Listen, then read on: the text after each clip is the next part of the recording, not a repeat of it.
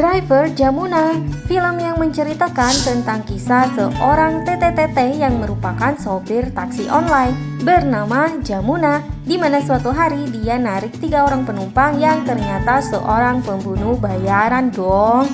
Terus gimana nasib si Tete selanjutnya? Jadi Teh Jamu ini seorang sopir taksi, di mana si mama menderita sakit Parkinson gitu setelah kematian sang suami atau papahnya Teh Jamu. Mereka tinggal bersama mamang dan bibinya. Seperti bibi-bibi di Indonesia, bibi di India juga sama aja suka nyinyir. Contohnya kayak bibinya Teh Jamu ini yang ngomelin Teh Jamu karena jadi sopir taksi dan ngebandingin Teh Jamu sama adiknya. Bikin kesel aja.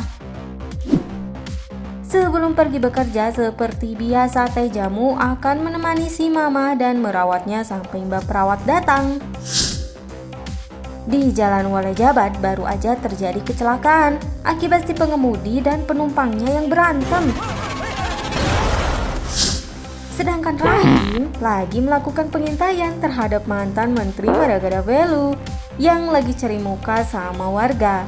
Maragaravelu merupakan target pembunuhan selanjutnya oleh geng pembunuh bayaran. Setelah melakukan pengintaian di rumah target, Rahim ketemuan sama temen satu gengnya yang lagi jajan es kelapa muda, yaitu Bhaskar. Dengan gemetar, Rahim bilang kalau target lagi ada di rumah dan misi pembunuhan pun bisa dilaksanakan sesuai rencana mereka. Bhaskar pun menelpon ke 3 temannya yang lain, 3 orang yang tadi baru aja mengalami kecelakaan mobil, yaitu Madi, Belsat, dan Nagu. Belsat lagi sibuk mabuk-mabuk, sedangkan 2 orang lainnya, Madi dan Nagu, lagi berantem waktu Bhaskar nelpon Nagu. Bhaskar ngasih tahu kalau sekarang situasi mereka kurang aman akibat tersebarnya berita tentang pembunuhan bayaran di koran. Dan minta mereka bertiga buat tiba di Chennai atau tempat tinggalnya Maragaravelu dalam waktu 1 jam. Dan tetap berhati-hati jangan sampai niat mereka terendus sama Pak Polisi. Bhaskar juga ngingetin Nagu buat mastiin kalau Belsat itu enggak pakai narkoba, karena kalau pakai nggak akan ada yang bisa ngendalin dia katanya. Habis angkat telepon dari Bhaskar, Nagu marah-marah ke Madi gara-gara sekarang mereka nggak bisa melanjutkan perjalanan kalau mobil mereka ringsek begini. Apalagi Bhaskar minta mereka sampai dalam 1 jam. Mendengar obrolan itu, ada abah jalanan yang curiga sama mereka. Untuk sampai 1 jam ke tempat tujuan hanya ada satu cara. Madi yang punya ide langsung minjem HP Nagu buat download aplikasi taksi online dan pesan buat perjalanan mereka dari Walajabat ke Chennai. Setelah nunggu beberapa saat, akhirnya mereka dapat juga taksinya. Taksi si bapak yang lagi asik nonton video nganu. Tapi tiba-tiba di-cancel gitu aja pesenannya. Nagu yang gak ngerti langsung panik waktu ngelihat gambar mobil di aplikasinya hilang. Madi pun nyari taksi yang lain. Waktu Nagu lagi kesel, diam-diam Madi ngerubah peraturan perjalanan mereka. Dan sekarang sambungan panggilan taksi itu tersambung ke HP-nya Teh Jamu.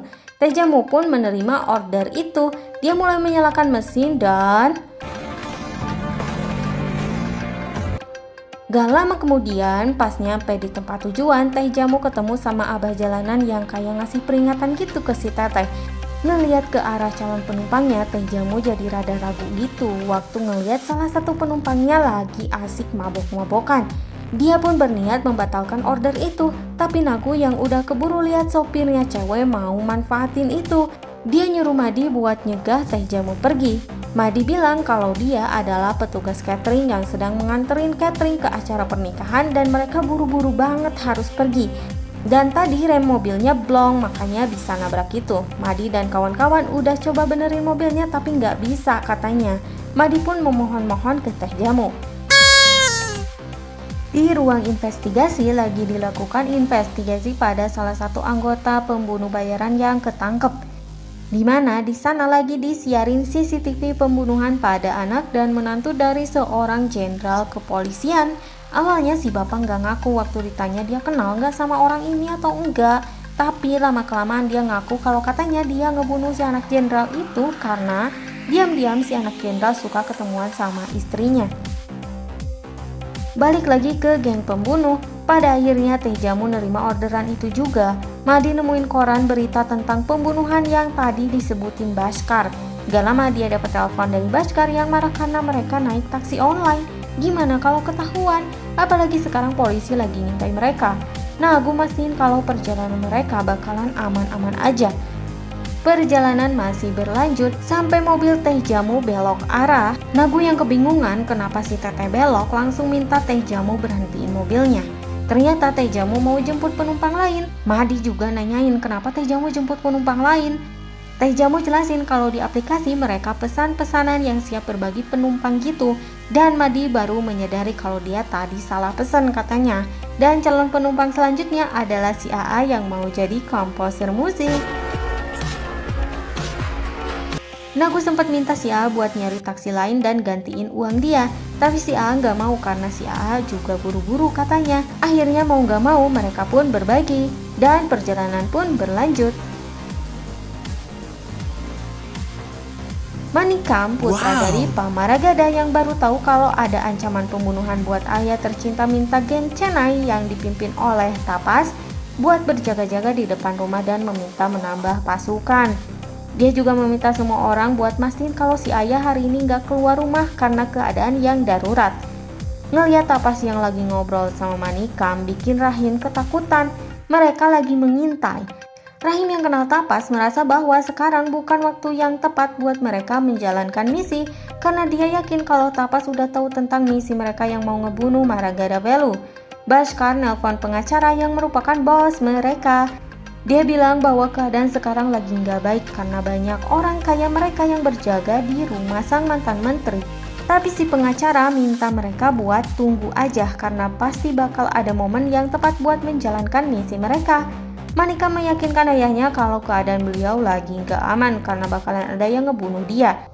Tapi si ayah gak percaya sampai Hari Krishna ngasih bukti rekaman di mana sang menteri baru saingannya Pamaragada Velu yaitu Kartikeyan lagi ngomongin buat ngebunuh sang mantan perdana menteri dan menyewa geng pembunuh bayaran buat ngebunuh Maragada. Lalu bagaimana kelanjutan ceritanya? Lanjut ke next part.